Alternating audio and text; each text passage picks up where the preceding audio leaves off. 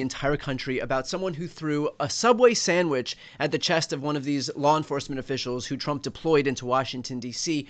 We now have an update on that case in the aftermath of Pam Bondi and all of these other top-ranking officials of the DOJ promising to really exact as much revenge on this guy as they could.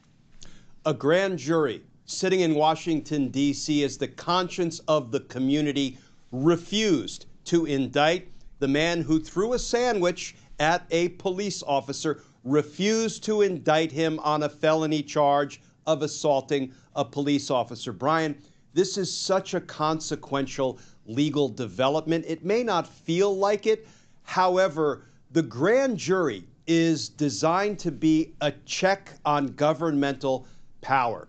The grand jury, which consists of citizens who just happen to live in the jurisdiction where a suspected crime was committed and to whom the prosecutor presents evidence of that crime, and then sitting as the conscience of the community, the grand jurors assess whether there's enough evidence to indict someone and whether indicting someone is the right thing to do. And the grand jury sitting in Washington, D.C. said, we will not indict the person who threw a Subway sandwich, which bounced off the chest, including the bulletproof vest of a police officer. We will not indict that person for felony assault on a police officer. That person, Brian, his name is Sean C. Dunn. He also happened to be a paralegal at the Department of Justice at the time. And as we've all seen on the videotape that captured this incident in real time, Sean Dunn was yelling and screaming that this is fascism, that we don't want you in our city, that we don't need you in our city. And he was hot, he was agitated, and you could see in this sort of momentary fit, he threw a Subway sandwich and it struck the officer. That doesn't really look like a felony assault to this old prosecutor. It looks like an assault because it's an unlawful touching or unlawfully making contact with somebody, which constitutes a kind of assault, which we call a battery. But Jeanine Pirro, the United States Attorney for the District of Columbia, the top prosecutor, said, we are marching forward with a felony assault charge. And the grand jury said, yeah, not so fast, Jeanine. Back up, because you've got to go through us, the grand jury, and we reject your overreach, your abuse of prosecutorial power, and we will not indict Sean Dunn for a felony assault on a police officer. Brian, this proves that the opposition, the lawful, honest, righteous opposition to what Donald Trump is doing in Washington, D.C. and beyond is on the rise, and that is a damn good thing for the health, indeed the viability of American democracy. Glenn, you've heard the saying that the prosecutors could get a grand jury to indict a ham sandwich. And so what does it say that in this instance where there was actually a sandwich on display, like a battery with a sandwich on display in front of a grand jury, what does it say that even this case wasn't enough to get an indictment? Yeah, it's so important, Brian, and I did resist the urge, but now that you've given me the opening, I'm going to say apparently a grand jury will indict a ham sandwich, but not a Subway sandwich, or right. A person who throws a Subway sandwich at a police officer. Let me tell you, I reject and denounce throwing anything at a police officer, including a sandwich that obviously can't really do the officer any harm. It's wrong. Don't do it. We need to protest, but we need to do it peacefully. Let Donald Trump's goons, and not all police officers are goons, but certainly some of them, particularly ICE officers these days, are acting like thugs and goons and a Gestapo. Let them engage in overreach, in abuse, and God forbid, in violence against we the people who are peacefully protesting and resisting and opposing Donald Trump's determination to become the dictator that he so desperately wants to be. But here's the thing. Whereas a grand jury has rejected the felony charge, what might happen next? Well, Jeanine Pirro might stumble forward and bring a misdemeanor charge, which is a lesser criminal offense, where there's really no harm to the officer that came as a result of the assault and or battery. And here's what our viewers should know. A felony charge requires the grand jury to sign off on an indictment, but a misdemeanor charge can simply be brought by complaint. What does that mean? It means a prosecutor, Jeanine Pirro, or somebody she designates, can sit down at their desk, can sign a misdemeanor charge, and present it to the court. It doesn't need to be run through the grand jury. So there is no conscience of the community check against governmental overreach, abuse, prosecutorial misconduct that seems to quickly which seems to be quickly becoming Jeanine Pirro's middle name, Jeanine Prosecutorial Overreach Pirro. Let's see if it continues, because this, frankly, is not the only time in D.C. in recent days a grand jury has rejected Jeanine Pirro's request to bring felony charges against somebody in this kind of a setting.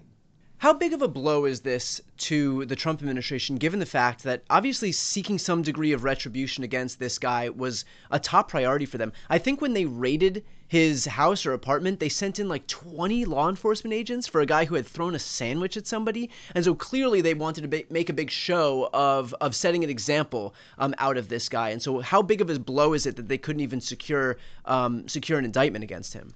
You know, I'm not going to call it a blow for the Trump administration as much as I'm going to call it a victory for democracy and the democratic process and the rule of law, which requires, thank goodness, that before prosecutors can bring a felony charge, you've got to persuade the conscience of the community, the grand jurors, that it's the right thing to do. It's both supported by the evidence and it is not governmental or prosecutorial overreach. So this is a victory for both democracy and the rule of law and the criminal justice system as it is designed to work. And yes, it's a defeat. It is, egg on the face of the Trump administration.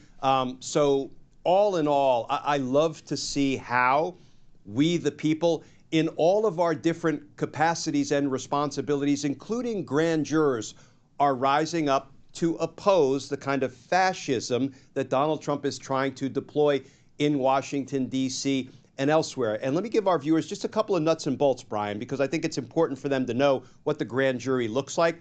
A grand jury consists of as many as 23 citizens drawn from all across the community, the jurisdiction, Washington, D.C., in which the alleged crime occurred. And these are people from all walks of life who swear an oath to do justice by their responsibility to pass judgment on these cases, whether there is evidence showing probable cause that a crime has been committed and a certain person has committed that crime. And whereas it requires or it involves as many as 23 citizens who will be sitting in a particular grand jury, and multiple grand juries are up and running in D.C. every day of the week. I know because I spent decades before grand juries in Washington, D.C. It can consist of as few as 16 people. So 23 are called for jury service. In order to do business, present witnesses to the grand jury and ask them to vote out indictments, you need a quorum of at least 16 people. And then of those 16 people, when you ask them to vote on a charge, return an indictment, 12 of the 16 have to vote in favor of indicting that person. And it looks like out of the 16 or as many as 23 who were present, Jeanine Pirro could not muster 12, a dozen citizens who believed that the evidence was there and or this was the right thing to do. If you look at how the federal government kind of responded to their defeats as it related to Kilmar Abrego Garcia, they then, ginned up some trumped up charges in Tennessee. Is there some other avenue that they can take, knowing, again, that they want to set an example out of this guy, and they take these specific instances really seriously because they want to make sure that those are again examples set for the broader ecosystem so that they can clamp down on any dissent. And so is there any other avenue that they could take to go after this person, recognizing that this one failed? They've already done it. So what Pam Bondi announced, with much fanfare, she was very proud of herself, is this young man, Sean Dunn, who was a paralegal at the Department of Justice, when he was, on tape throwing a sandwich at a police officer, she instantly arranged to have him fired. I'm not so sure that is a lawful termination that will sort itself out.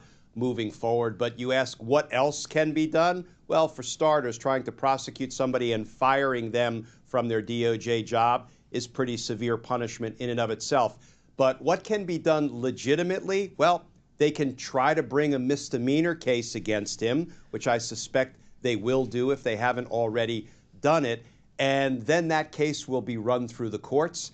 Let's see if he's convicted of that misdemeanor charge if they bring it, or if he is again sort of acquitted, found not guilty based on his conduct on that day. What can they do illegitimately? Well, Brian, they could order an IRS audit of the man, or they could go after the man's relatives. I mean, that may sound like hyperbole, but in this administration, it's not. What else could they do? Well, I suspect we will hear Donald Trump say or post, if he hasn't already, that the grand jurors are a bunch of radical, lunatic, left-wing nut jobs who, did the wrong thing in this case. And then who knows, maybe he'll go after the grand jurors and their families. Hyperbole?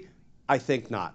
If we do see an instance where the IRS goes after this guy, I mean, that's as clear vindictive prosecution as you could possibly imagine. And so aren't these instances where we have the potential to see the Trump administration retaliate? Wouldn't that kind of put the administration in a precarious position more than it would even put the administration's enemies? It would. It wouldn't necessarily be vindictive prosecution if they ordered a dirty IRS audit. It would be governmental and executive branch vindictiveness fueling an audit. And is that a crime? Is there some statute where that's a crime, or how would that work?